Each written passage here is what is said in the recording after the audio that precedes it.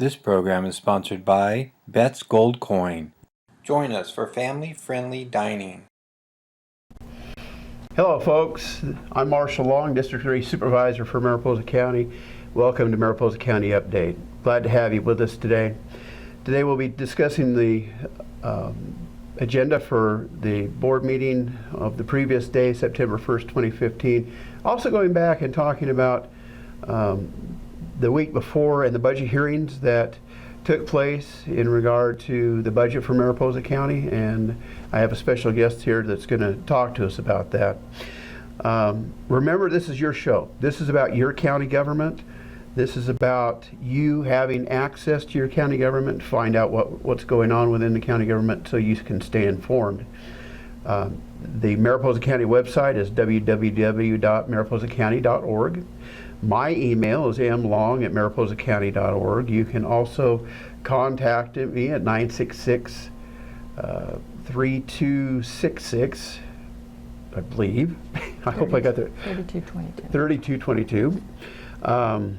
And again, on that website, mariposacounty.org, you have access to the previous minutes of board meetings, you have access to the agendas, you have access to the recordings of the meetings, so you can go back and find out what your county government has been up to. But at the same time, that's why we do this show, so that you can be informed in a little bit shorter period of time without having to go clear through those recordings. But again, always look forward to hear from you, 966-3222. Well, we'll start with the agenda. Some highlights of the September 1st meeting. We passed a resolution proclaiming the month of September 2015 as Childhood Cancer Awareness Month. I have to get to the next page there. We passed a proclamation creating September 17th through the 23rd, 2015 as Constitution Week. And that resolution was presented to the Merced River chapter of the National Society of the Daughters of the American Revolution. It's really important that we know our Constitution, study our Constitution, and I have to give thanks to the DAR, Daughters of the American Revolution, for continuing to promote that study of our Constitution. Our Constitution is a document of positive liberties for the citizens of this country. It tells the government what it can't do to us. It tells the government we have rights and the government is to protect those rights. So to make sure you know what your rights are, always study the Constitution. We also passed a resolution proclaiming September 11th, 2015 as Patriot Day. Again, that resolution was given to the National Society of Daughters of the American Revolution.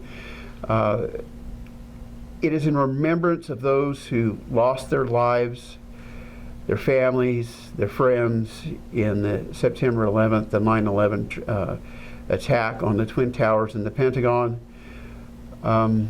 It's important to remember that. I know we have had a lot of slogans in the past. Remember the Maine, remember Pearl Harbor. Well, now this generation has remember 9/11, and it's not just those who actually died in the tragedy. There were a lot of folks who searched and went through that rubble piece by piece looking for survivors and remains, and many of those have gotten sick since then because of the work they did, and we've lost some of them, and that Patriot Day is for them also.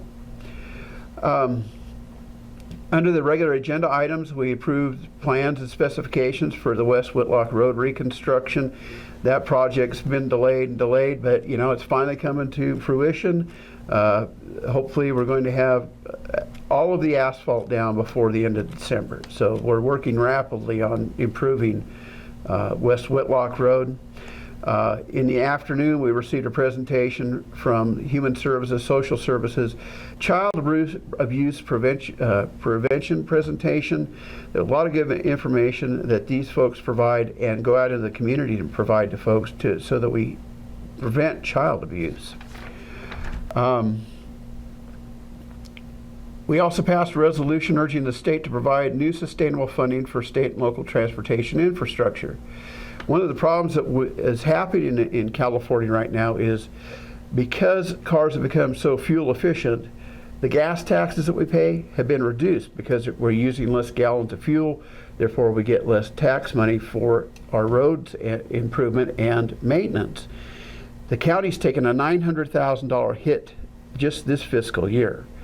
What it will be next year, we don't know. The governor did call a special session of the legislature to work on this matter. They are bringing forth a proposal. Whether it will pass, we don't know. We hope it does, because we need sustainable funding for our roads so that we can at least maintain the roads that we have in Mariposa County.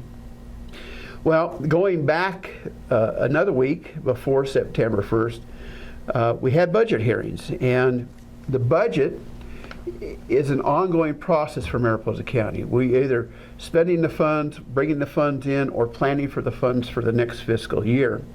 And I have, for my guest today, the person who is really in charge of the budget of Mariposa County. She's been doing it for a number of years. She is our County Administrative Officer, Mary Hodson. Mary, thank you, and thank you for coming. You're very welcome. Yeah, it's great to have you here. It was a very pleasant budget hearing, 3 days of budget hearings. They went very well. Not a lot of contentious issues. No. We were able to fund most of the items that we wanted to fund for this fiscal year. Next year's probably going to be a different story, but for this year we're doing okay. But before we get to the budget, let's talk a little bit about Mary. Tell us a little bit about yourself and what you do as the County Administrative Officer. Well, I have worked for Mariposa County since 1997. Prior to that, I worked for almost 8 years for Merced County, so I got my introduction to local government through Merced County. I've been working in county administration since my employment with Mariposa, and that's been since 1997. I've just been appointed as the County Administrative Officer in March for Mariposa County, so it's a relatively new position for me. Prior to that, I was the Deputy County Administrative Officer since 2004, so I did have some experience with doing the County Administrative Officer's duties in that regard. The County Administrative Officer is appointed by the Board of Supervisors and serves at the pleasure of the Board. I'm there to help carry out the policies and procedures that the Board wants implemented, as well as assisting with the department heads with their various functions and trying to make sure that they have the services and at their availability to carry out the functions that they need to do serving the citizens of Mariposa County. Yeah, so they could do their mission. Mm-hmm. Yeah, because each department has something valuable to add to county government. Most definitely. And county government is really a service-oriented organization because we provide services to the citizens of Mariposa County. Mm-hmm. A lot of funds pass through Mariposa County, in particular in the HHS. The Human Services, Services. yes. A lot of state and federal money passes through to those individuals that need assistance. But looking at the budget, particularly a large organization like the Sheriff's Department, Human Services, Public Works, funding comes from so many different directions. Yes, it does. From grants and it's just amazing to go through that process and see all the different ways that programs are funded within Mariposa County. Mm-hmm. Yes, Human Services receives the bulk of its funding from state and federal dollars, and the sheriff receives some money from the Proposition 172, the bulk of that, as well as receiving money from the rural county crime prevention funds that help offset a portion of the positions within his department. But the bulk of those does come from general fund dollars, which is discretionary to the what the Board of Supervisors wishes to fund with that. And the majority of those funds come from the transit occupancy tax, is that correct? Yes, it does. This year was a very, very robust year for Mariposa County, I think due in part to our drought conditions, because it did allow visitors to virtually travel to the park without having to worry about snow or raining conditions. And so we did have a very, very robust year where transit occupancy tax revenues. It exceeded $13 million, which this year, last year our collections were 11.6. So yes, it far exceeded our budgeted expectations. Yeah, so even though in some ways we're taking a big hit, like the $900,000, $900,000 less from the gasoline tax, in other ways we were able to do a lot more things with this budget this year. You have a list of those things in front of you, some of the things that we were able to fund this year that we normally would not have. I know that you and I took a tour today of the vault at the Mariposa County Museum and History Center, where we are providing $27,000 for 2 new carriages in that vault for archiving county official documents, so that they are preserved in perpetuity. One of the things that I asked to be put on what we call the whiteboard to be considered was spraying the roadways with herbicides to knock back the weeds, for several reasons. It helps keep the ditches clear, and it helps with fire prevention and invasive weed species prevention. So, and some of the other things, there are some positions we're looking at filling. Deputy Ag Commissioner. We are going to go ahead and fill a Deputy Sheriff position. An additional Deputy Sheriff position was added. Another PC technician to work with our data processing department to help in that regard. A development services technician in our environmental health department due to the well and septic permit businesses picking up in that area. So with the improving economy, of course, there's more demand on services from Mariposa County. And one of the nice things that we just recently did was through planning was the GIS maps for Mariposa County. This is a book that has a map of every part of Mariposa County, all the road names, house numbers. All this information is available to our emergency responders so they can find your place in an emergency.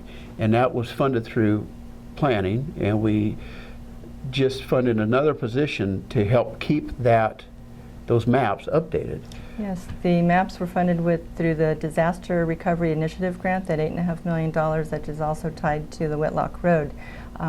Those maps were able to be put together with that funding, and then the board also did approve another position to help with the GIS to make sure that map book is able to stay up to date. It's very valuable not only to our resident emergency responders, but also sometimes when we do have a major disaster such as a telegraph fire and we do need outside agencies coming in to assist us, that map book is available for them as well too, so they know our county road system and can find the areas that need protection. Yeah, well, I don't know how many folks remember a Thomas Guide. It was a book that with all the roads in California. It was called Thomas Guide, and each page was numbered. And this book is set exactly the same way, where if you are dispatched, they'll be able to tell you the page, the area, everything about that where you need to go in case of an emergency. This is also going to be made for our devices, tablets and such, so that you can download it, have it on your tablet. And also planning is working on that to have it for the general public. They are taking certain security measures out, such as location of water sources and such, but it will also be available to the general public eventually, and that's what this one position is going to help do, is to fix the map so there's a public edition of those maps. Well, it can also be used as well to know where the county's most neediest individuals, so to speak, might be in a time of emergency, seniors that need assistance with evacuation and those types as well. So it's a very important tool that the county will have at its hands. Yep. So what else did we fund? Well, you did apply additional funding for repairs for the courthouse. The courthouse has been long in need of getting repairs and getting the clock tower fixed. So that work is hoped to be begun in spring with this additional funding to get the courthouse up and running again.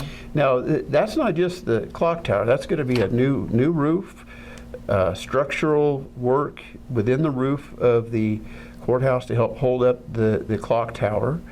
a new handicap accessible Bathroom, entrance yes. entrance The in front, yes. Mhm. so that the handicapped folks don't have to come in from the back side of the courthouse, so they'll enter the front. New paint, New paint, yeah. electrical Yeah, upgrade. yeah. So there's a lot of work going to be done to the courthouse. We added additional, what did we add, $250,000? It's probably going to be more than that, but it's a good start. There is funding already in the courthouse funds for completion of some of this, but that extra $250,000 will ensure that the project should be able to be completed next calendar year. And that's a continuation of work that's been going on to the courthouse for years. When Scott Pinkerton was alive, he was very active in working, keeping our mind and our eye on that courthouse and doing structural integrity programs to it. We have to remember it was built over 150 years ago, and it's been well used and it's been well maintained, and we just have to keep doing that. Of course, I had asked for some funds for painting the new administration building, because even now it's, I don't know, it's what, 10 years old? It was built in 1998. Yeah, so it's needing some paint too, but that was put off until we come back for mid-year adjustments. We have some drainage problems that we need to make sure are fixed first and around the building before we step up and redo the painting and replace the HVAC system. Yeah, so yeah, the air conditioning seems to be a problem too. That's the trouble, nothing ever lasts forever, does it? If we just have to keep maintaining it. And as a person who's been in government, working, well, both sides of it now, as an employee and then now as a county supervisor, one thing I've noticed is we kind of have a hard time keeping our eye on that maintenance. It's always fun to build something new and get something new, but we always have to remember we have to take care of what we already have too. Very true. So, again, it was a really great process going through the budget with you, Mary. Your knowledge, skills, and abilities are astounding to me. The work that you're able to do. It was a really nice budget process. The department heads, everybody was very happy with your work, and we appreciate you very much. Was there anything else you wanted to add before we take on? I just want to thank you for the compliments, but I also have to give a shout out to your department heads. The board has done an amazing job assembling quite a tremendous team of department heads, as well as the county employees. They do have the interest of Mariposa County at heart, and they work hard every day to provide the services they do. So I need to give a big shout out to the department heads for helping me with this budget, as well as the county employees that do make it work. Because the department heads they're part of the team. Yes, and between the board and your office and the department heads, we all have to work together to come up with a balanced budget. And we are fortunate in this county to have balanced the budget for year after year after year after year. We have had department heads and CAOs and supervisors who have always looked out for the best interests of Mariposa County and make sure that budget is balanced. We can all disagree on how we fund certain things and everything, but to have that balanced budget, even during the recession, and not have to dip into reserves, and not have to lay a bunch of folks off too. And we have to thank the tourists, the transients who pass through Mariposa and stay in our hotels, because they pay for over half of our discretionary budget.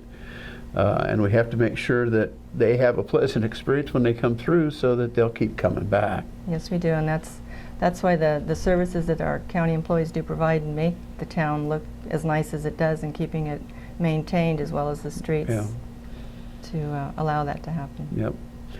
Well, Mary, thank you very much. Thank you for coming in today. You. I really appreciate it. I appreciate you and what you do. Well, folks, we're going to wrap it up today for Mariposa County Update. Again, Marshall Long, District 3 Supervisor. Our website, www.mariposacounty.org. All sorts of information there. Again, 966-3222 to contact me or to contact Mary. Also, my email is mlong@mariposacounty.org. And remember, this is your show. This is for you. so you can stand for them. Thank you, folks, and have a great day.